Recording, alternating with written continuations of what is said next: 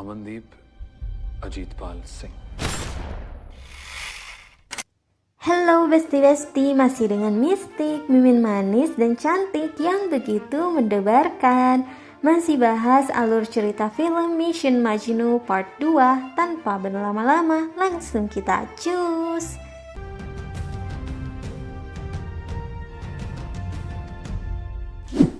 Di kantor RAW New Delhi, Pak Kao sebagai kepala RAW tengah berdebat dengan Pak Mishra, di mana Pak Mishra tidak menyetujui usulan Pak Kao untuk menjadikan Amandeep alias Tariq sebagai mata-mata dalam misi rahasia penyeludupan ke Pakistan.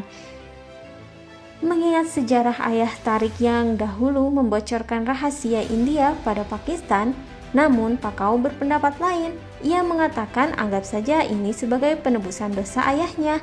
Lagi pula Amandeep merupakan kandidat terbaik yang bisa diandalkan. Pak Kao menjamin itu. Akhirnya Pak Mishra mau tidak mau menyetujuinya. Hari ini Tariq memulai misinya. Ia mengunjungi kedai yang semalam diperintahkan Pak Mishra. Sesuai perintah, Tariq memesan rempah merek Gorilla. Si penjual yang mendengar kode itu langsung mengajak Tariq masuk ke dalam. Si penjual menyodorkan sebuah pistol yang dianggap ancaman oleh Tariq. Ia memberikan pistol itu kepada Tariq. Sang penjual juga memberikan peluru dan uang. Pertemuan awal itu tak begitu menyenangkan. Tariq hanya mengambil uang dan ia tidak mengambil senjata. Dan inilah Aslam Usmania, salah satu agen mata-mata yang diutus India. Aslam melaporkan pertemuannya dengan Tariq pada Pak Mishra. Pak Mishra meminta Aslam untuk mengawasi Tariq kemanapun Tariq pergi. Ia belum mempercayai Tariq untuk misi ini dan meminta Aslam membunuh Tariq jika Tariq berani bermacam-macam. Paginya, Tariq kembali bekerja seperti biasa. Ia melihat Paman Momin yang tengah membereskan seragam yang sudah jadi. Fokus Tariq pada telepon yang terkunci. Ternyata Paman Momin sengaja mengunci telepon itu karena menyangka karyawan yang lain sering menelpon diam-diam. Dia pun memberikan kunci telepon tersebut pada Tariq bila mana Tariq butuh untuk menelpon. Setelah itu Tariq bergegas mengantar seragam tersebut. Di perjalanan dengan sengaja Tariq melepaskan dua kancing seragam itu. Tak lama Paman Momin menerima protes. Ia mengutus Rashid untuk pergi ke tempat brigadir untuk membetulkan kancing itu. Namun Tariq menyanggah dan mengajukan dirinya saja yang akan pergi ke sana. Tibalah Tariq di markas kolonel. Sambil membenarkan kancing seragamnya, Tariq mengajak sang brigadir mengobrol. Sedikit demi sedikit ia memancing sang brigadir tentang pembuatan bom nuklir negara Pakistan. Sang brigadir mengatakan bahwa benar Pakistan sebentar lagi akan memiliki bom nuklir. Ia berkata ada ilmuwan cerdas dari Pakistan yang tengah merancangnya, yang berasal dari luar negeri. Dengan cerdas, Tariq memancing sang brigadir untuk memberitahukan ia tempatnya. Namun tentu saja brigadir tidak bodoh. Ia berkata semua masyarakat dapat melihat itu saat perayaan Idul Fitri nanti. Berdasarkan informasi itu, Tariq melaporkannya pada Pak Mishra yang tentu saja dianggap tak berguna. Keesokannya, Tariq mengunjungi perpustakaan umum di Rawalpindi. Di luar, Aslam terlihat mengikuti setiap gerak-geriknya. Tariq membaca koran Inggris dengan teliti. Ia mencatat setiap nama yang terlibat dengan pemerintahan Pakistan dan tokoh-tokoh yang terlibat dalam pembuatan bom nuklir di setiap negara. Sedangkan Aslam seperti biasa melaporkan kegiatan yang Tariq lakukan kepada Pak Mishra. Saat tengah sibuk berpikir, Nasrin tiba-tiba saja keluar. Tariq mengejar yang ternyata Nasrin ingin pergi ke toilet. Mendengar kata toilet membuat Tariq mengingat perkataan sang brigadir tadi yang mengatakan bahwa ilmuwan itu berasal dari luar negeri. Berkat itu, keesokannya Tariq mengunjungi sebuah toko alat sanitasi. Ia bertanya tentang kloset duduk, kebanyakan tak pernah menjual produk tersebut.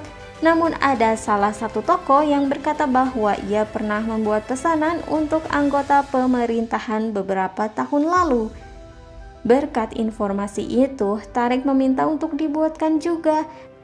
Ia membayar dengan harga yang tinggi dan meminta untuk melihat hasil pembuatannya terlebih dahulu. Tanpa curiga, sang pemilik toko memberikan alamat rumah anggota pemerintahan yang dulu sempat memesan toilet tersebut. Sedangkan kini di India sedang diadakan pergantian Perdana Menteri, di mana sekarang Morarji Desai lah yang terpilih. Sang Perdana Menteri baru meminta Pak Kaum menghentikan investigasi terhadap negara Pakistan. Ia berpendapat bahwa lebih baik menjalin hubungan baik dengan negara tetangga. Namun tentu saja Pak Kaum menolak. Ia menjelaskan tentang misi Pakistan yang secara ilegal membuat bom nuklir dan bekerja sama dengan Gaddafi. Mossad Israel yang mengetahui berita itu pun berniat menghentikan niat negara Pakistan. Namun sekali lagi Pak Morarji tetap ingin investigasi itu dihentikan. Ia mengatakan bahwa semua hal bisa dilakukan dengan cara berdamai. Sedangkan diam-diam Pak Kaum memilih untuk tetap menjalankan misi tersebut. Tariq mendatangi alamat rumah yang diberikan oleh paman penjual dengan menyamar menjadi tukang lading. Ia bertemu dengan seorang nenek yang bercerita padanya mengenai tetangganya yang bernama Pak Khan, yang memiliki seorang istri berasal dari negara asing. Sang nenek mengatakan bahwa sudah 7 bulan lamanya Pak Khan tak pulang. Mereka memiliki 2 orang anak perempuan. Sang nenek juga mengatakan jika Pak Khan sering dijemput oleh mobil pemerintahan dan dijaga oleh anggota militer. Malam harinya, Tariq menyelundup masuk ke rumah tersebut dengan sembunyi-sembunyi tentu saja. Ia mengecek toilet di rumah tersebut dan benar saja rumah itu memiliki kloset duduk. Berkat informasi dari Galuh, cucu nenek yang kemarin mengobrol dengan Tariq, akhirnya Tariq menemukan sekolah tempat anak Pak Khan bersekolah. Dengan menyuap sang penjaga sekolah, Tariq berhasil menemukan nama lengkap Pak Khan dari data nama orang tua siswa, yaitu Abdul Qadir Khan. Masih dengan diawasi Aslam, malamnya Tariq kembali menyusup ke toko penjahit Momin untuk menelpon. Tariq melakukan panggilan pada Pak Mishra. Ia memberitahukan tentang EQ Khan yang kemungkinan terlibat dalam misi rahasia Pakistan. Namun lagi-lagi Pak Mishra tak mempercayai apa yang Tariq katakan. Ia menganggap analisis Tariq tidak masuk akal. Bagaimana seseorang bisa dikatakan terlibat dalam misi rahasia hanya karena kloset duduk di rumahnya? Berkat itu Pak Mishra memecat Tariq. Ia menganggap Tariq tak becus menjalankan misi ini. Saat hendak pergi dari toko penjahit Momin, sang ayah mertua tiba-tiba saja memergokinya. Dia salah paham dan menyangka bahwa Tariq berselingkuh di belakang putrinya. Sedangkan Aslam yang masih setia mengawasi menyangka jika penyamaran Tariq sebagai agen rahasia terbongkar oleh sang ayah mertua. Dia menelpon Pak Mishra. Pak Mishra pun meminta Aslam membunuh Tariq. Tengah malam hujan turun lebat. Aslam menjalankan misinya membunuh Tariq. Ia menggedor rumah dan menembaknya.